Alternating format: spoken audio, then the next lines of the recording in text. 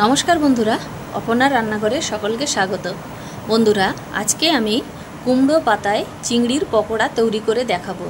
তো এখানে আমি 8টা কুমড়ো পাতা নিয়েছি। তো এখানে একটা কড়ার মধ্যে জল গরম করে তার মধ্যে 1 চামচ নুন দিয়ে দিয়েছিলাম। তারপর পাতাগুলোকে আমি 5 মিনিট জলে ভিজিয়ে রেখে দিয়েছিলাম।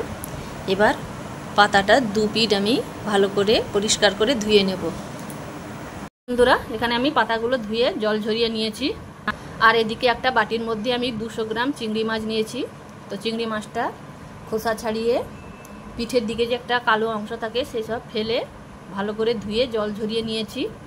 এবার আমি এর মধ্যে দিয়ে দেব 4টে কাঁচা লঙ্কা কুচি ও অল্প নারকেল কোড়া, আর দেব নুন, আর দেব 1 চামচ সর্ষে তেল।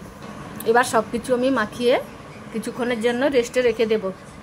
আর এদিকে একটা বোলের মধ্যে আমি 4 চামচ বেসন, 1 চামচ কর্নফ্লাওয়ার নিয়েছি।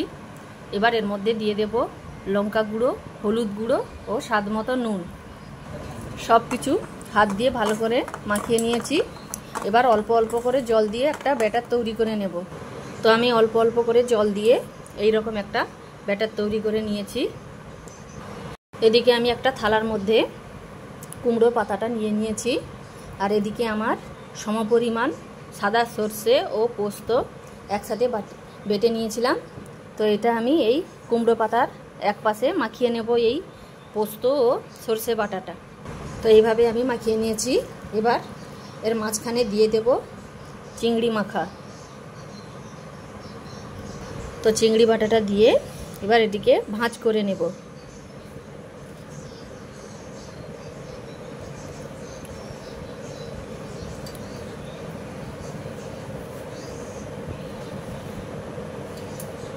তো এইভাবে ভাঁজ করে এক একটা করে সাজিয়ে নেব। তো এখানে আমি কুমড়ো পাতার মধ্যে চিংড়ি মাছের পুর ভরে সব আমি এইভাবে ভাঁজ করে নিয়েছি। তো এদিকে ওভেনে আমি কড়া বসিয়ে অল্প সাদা তেল দিয়ে দিয়েছি। তেলটা এখানে গরম হয়ে গেছে। এবারে কুমড়ো পাতাগুলো এই ব্যাটারের মধ্যে ডুবিয়ে তেলের মধ্যে দিয়ে ভেজে নেব। এক একটা করে দিয়ে এইভাবে ভেজে নেব। এখানে আমার এটা লাল করে 2 পিঠ আমি ভেজে নিয়েছি। আর এটিকে কিন্তু মাঝারি আঁচে ভাজতে হবে। তো আমার এখানে ভাজা হয়ে গেছে। এবার এটিকে আমি তুলে নেব। তো একটা ভেজে তুলে নেবার পর আবারও একটা দিয়ে দিয়েছি। তো সবগুলো আমি ঠিক আগের মতো সব একইভাবে ভেজে নেব।